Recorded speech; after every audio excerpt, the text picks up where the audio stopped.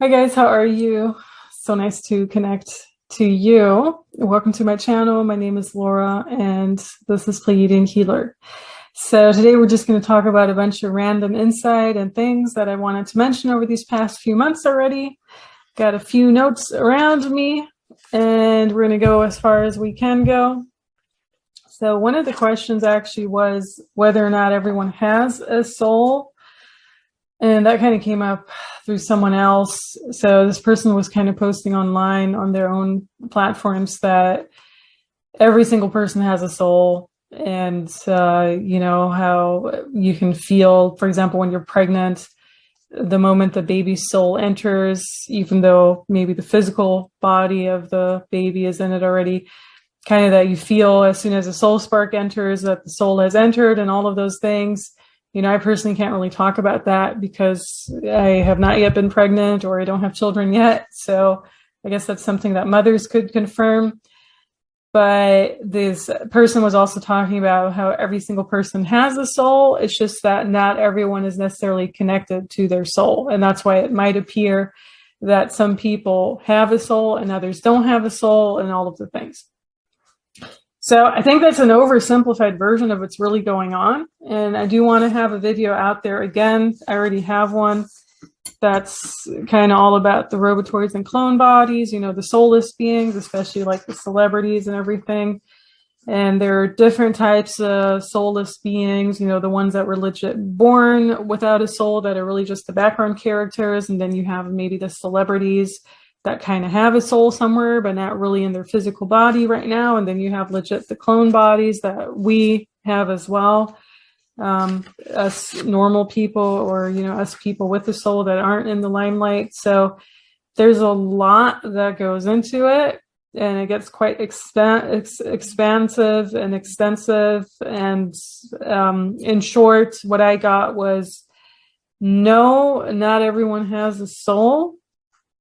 Not everyone even exists here in this reality. So that was a bit new to me, but it actually makes sense.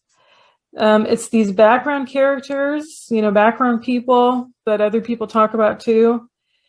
You know, New Agers actually talk about them as well. I think Dolores Cannon was one of the first people who actually really mentioned them, that some people are really just in the background. They really just exist to fill up your life somehow, to make it seem like there are more people in it.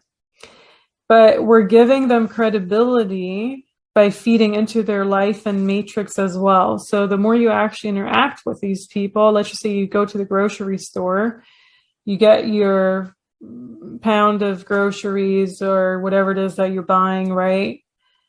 And there's a cashier or there's a person that helps you somehow, you know, kind of gets the can of soup from the top shelf or whatever.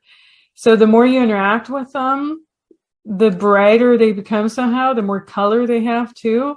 And the more they actually have a life all of a sudden, you know, then you kind of start being like, oh, they had a wedding ring, so they must be married to someone. So they're happily married or whatever in this relationship with other people. Well, that was a huge one. I guess a lot of people are not happily married who have a wedding ring on their finger. There's like a huge throat blockage that came through. Can't ignore that one. Sometimes people just wear rings for the fun of it, right? Like me. So the more you give them credibility to actually exist, even though without you even interacting with them really, or without even inquiring or thinking about them more and more, they wouldn't really exist in that extent somehow. So it's a bit confusing, I guess, to explain from a rational standpoint. But it's almost like, you know, you have a person's name, you start looking them up on Facebook, and all of a sudden this person has a life, right? They have a cat, they have a family, they have a job or whatever. And you're just like, you know, I wonder without LinkedIn or Facebook or Instagram, if this person would actually still exist in a form or another, or if it's part of these fake profiles that I also talk about in a different video, like the CGI generated images of people that actually don't really exist, if that makes sense. Just these fake profiles that, you know, the FBI created or Facebook even created to make it seem like there are more people out there in the world. And they also use these profiles to spy on other people or to just kind of add up the friend numbers, you know, like bot profiles, those kind of things. So it's similar to that. We're giving them credibility by feeding into their life, and also Matrix. It's a form of a soul simulation, the simulation of a soul, pretending to be a soul. That's basically what I got on that concept. So I actually thought that was really interesting because I hadn't really heard of soul simulation before, or, you know, even thought about the concept of soul simulation. So I thought that was actually pretty interesting in and of itself, but it does make sense to me. So it's almost like they're simulating to have a soul. And then they're, you know, at first I thought it was like they're plugged into this, let's just say this mass, you know, it looks like a whale, whatever, that's the soul to them. And then you have these millions of beings that don't have their own soul that are kind of feeding off of this oversoul thing. That's kind of what it looked like in the beginning to me.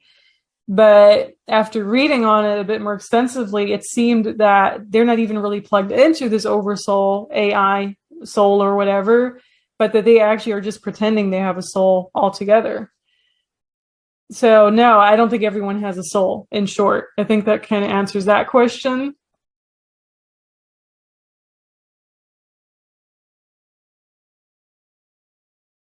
So here's another idea that I heard about on YouTube this week from another really cool, I'm going to shout it out because it's a really good YouTube page. If you want to ever check it out, Astro Boo Baby. I've been following that for years and years and years. Really, really good energy, guy with great energy. Just so genuine, you know, another genuine soul. And he's, in this particular episode, he's talking about the connection between 5G and beings that have spirit and beings that have soul. And he's saying that in our reality here, there are beings that are of the Matrix. So they're constructed by the Matrix, and they animate bodies that way. So they're spirit, but they're beyond the Matrix. For them, there's nothing. It's just they are part of that Matrix, like Agent Smith or whatever. And then you have people with souls that can go beyond and travel and do that whole thing. Is that for you? Have you seen that type of thing? Yeah, I experienced it like here, both in this world and in other places. And Okay. the way I understand it's more about like having consciousness and not having consciousness. Like Yeah. spirit and soul, both are good ways to put it. I'm also putting a label of like consciousness, because some people can act like, you know, like an Agent Smith, be fully alive, have all those things, but when you look there, there's nothing in there. Like it's completely empty. And that being like, you know, like for example, like tuning in that person, there's no consciousness, there's nothing to connect, nothing responds.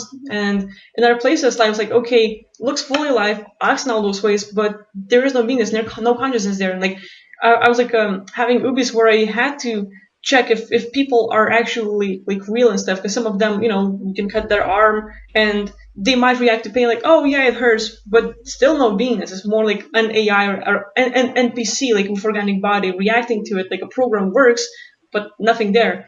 And, you know, okay, blow your shit up. Like, let's see if anything gets out. Like, consciousness, nope, nothing there. So, like, it's like a organic body walks with the NPC program mind, and that works, but that's where it stops. Like, so it does happen. Like, there are cases of these people. That is frightening. It sure is. Makes you wonder, like, am I living in a world with, like, am I the only real person here? Kind of like that. I had that thought too. Sometimes I've had that very thought.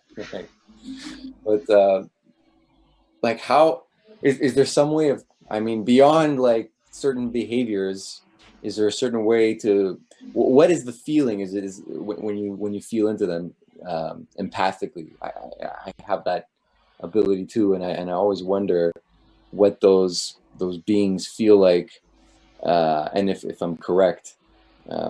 Is it just like, is there just like no, is there a look in the eye that you can see, or is it really just under the surface? There's no surface type of thing that you can use to tell whether someone operates in that way or not? For me, it's kind of like difficult to answer because most of my experiences do not fit the normal human norms. Like I'm not the normal type of being who's gonna like, yeah, if you do this, that's gonna what you're gonna find out. Like that was a normal person would tell you. Like my story is different, and it doesn't match with like most people. So the way I check, like like, okay, it feels empty and stuff. Like how do I check? So I can like have my consciousness. Let's say part of me will be. I will like mock up a body of mine, like create another body of mine. It's going to be, let's say, astral or spiritual. So I have my physical body here, I see it, but I can also have, let's say, my astral bond with that. Like this is my second body. My second body will walk up to that person who I assume being an NPC, and I will poke it. Normal people are like, if I poke them in the back, their energy will pick it up and they respond to it. NPCs don't. Empty, nothing.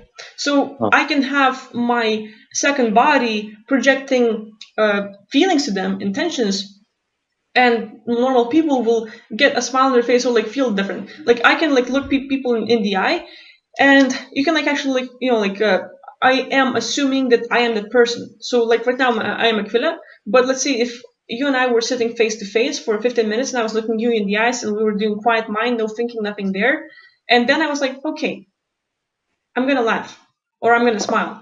And I have it inside myself. I don't say it, I don't express it, but I have the intention and I transfer it to you. And you will smile. Because I am you and you smile, or you or me, and like we pick it up.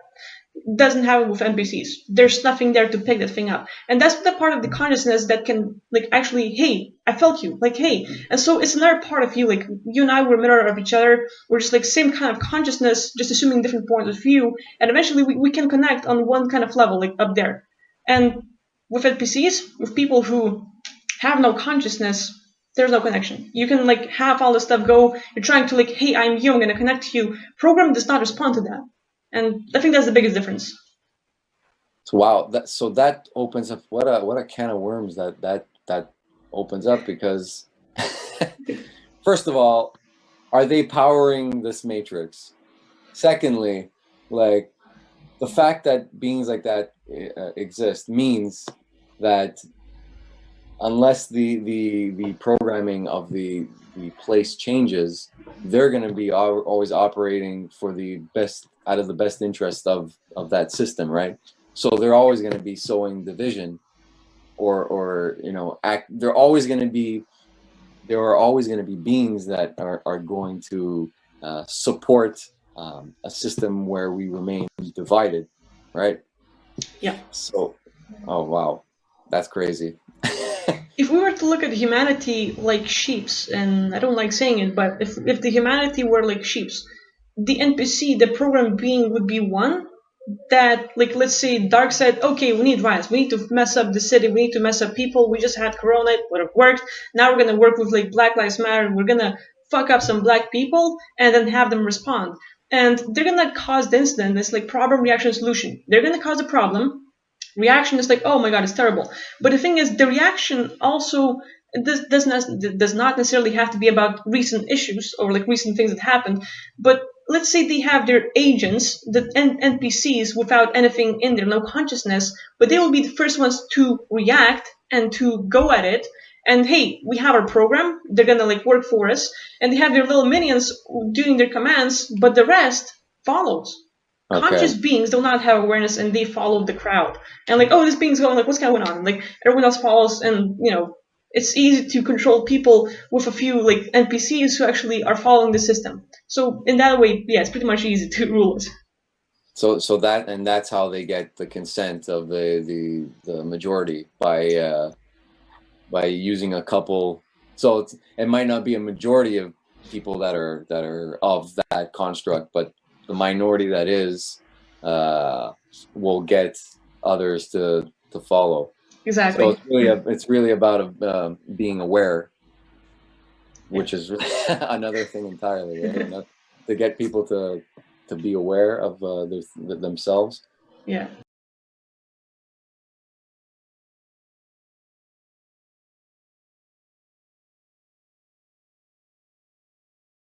For years and years and years, I used to tell people, it really strikes me strange that there are so many people that seem to me that they're like cardboard cutouts. And what I mean is, like, you meet people who, you get to know them a little, you have conversations with them, you interact with them, and you discover that, they're not just surface, that's all they are. You think, well, if I get to know this person better, they'll talk to me about a deep subject. They'll exchange with me a deep conversation. They will tell me how they really feel. They'll tell me about their hopes. But then you get to know them better and better, and you find out that the only thing there is somebody who talks about football, soap operas, what they shopped for, where they went for their vacation, their new car, the new drapes in their house, and then they just go around that circle again, and around that circle again, and around that circle again, their entire lives. There is no depth to them. There is nobody inside. They are like simulacra of human beings. So I had noticed this for years. I mean, this was back when my children were little, because I had, as I said, I worked for the state welfare office, and I interacted with a lot of people, and I had to interact with a lot of people. And of course, I'd been a couple of years in university, and like everybody else, had met and interacted with at various levels, thousands and thousands of people. And there were these people who stood out as being like cardboard.